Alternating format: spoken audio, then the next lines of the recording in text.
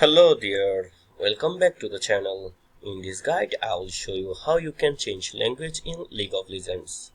If you want to change language in Japanese, Chinese or any other preferred language, this video is for you. So how you can do it easily. So what you have to do first, open Riot Client from your PC. Then after opening it, you will see your My Games option. From here you will see your profile icon from the top right. Click on it, and from the down menu select settings from here. Then after settings you will see Riot Client languages.